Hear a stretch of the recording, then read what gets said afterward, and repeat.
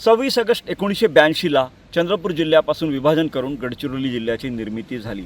वैनगंगा नदी सीमारेषा मानून या जिल्ह्याची निर्मिती झाली। मात्र गेल्या 44 वर्षात हा जिल्हा विकासाच्या बाबतीत किती पुढे आला याचा मागोवा घेणं आज आवश्यक आहे। गडचिरोली जिल्ह्याची निर्मिती झाली तेव्हा नक्षलवाद आणि नंतर पुढे आलेला माओवाद या समस्या 44 वर्षापर्यंतही कायम होत्या। गेल्या मार्चमध्ये माओवाद संपुष्टात आला असला तरी या 44 वर्षात शेकडो नागरिकांचे या हिंसेमध्ये बळी गेले आहेत। दोन्ही बाजूने झालेल्या ज्या घडामोडी असतील त्यामध्ये नागरिकांचे बळी गेले आहेत। सगळ्यात महत्त्वाचं म्हणजे शेकडो कोटींची संपत्ती नष्ट झाली आहे। दुर्गम भागात विकासाच्या ज्या वाटा होत्या त्या वाटांना ब्रेक लागला आहे।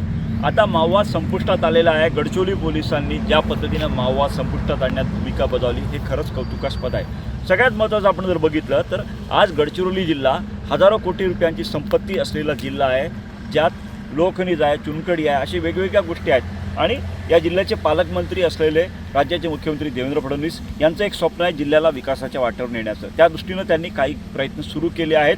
त्यातच त्यांचा ड्रीम प्रोजेक्ट असलेला सुरजागड लोखनिज प्रकल्प, हा प्रकल्प आता कोणसरीजवळ उदयास येत आहे आणि या स्थानिकांना मोठ्या प्रमाणात रोजगार मिळेल अशा पद्धतीनं मुख्यमंत्री देवेंद्र फडणवीस यांनी ज्या सूचना दिल्या होत्या त्यावर आता अंमलबजावणी होण्याची शक्यता आहे। सगळ्यात महत्त्वाचं म्हणजे या जिल्ह्यात अजूनही जे जिंदाल आहे त्यासोबत वेगवेगळे लोखनिज प्रकल्प असलेले स्टील प्लांट येणार आहेत।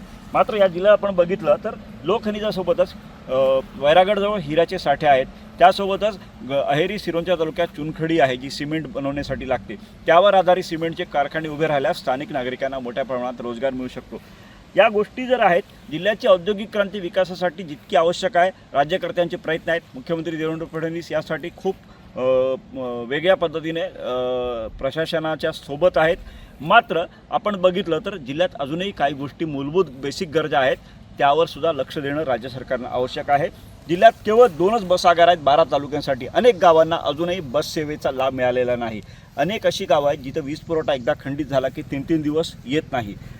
त्यामुळे दुर्गम भागात वीज पुरवठासोबतच आरोग्याची चांगली सोय असणं आवश्यक आहे। कारण काही ठिकाणी जिल्हा रुग्णालय, उपजिल्हा रुग्णालय असले तरी अजूनही नागरिकांना गंभीर आजारासाठी refer to Gadchiroli, refer to Chandrapur किंवा रेफर टू तेलंगणा करावं लागते। त्यामुळे ही परिस्थिती बदलणं आवश्यक आहे, चांगली आरोग्यसेवा आवश्यक आहे।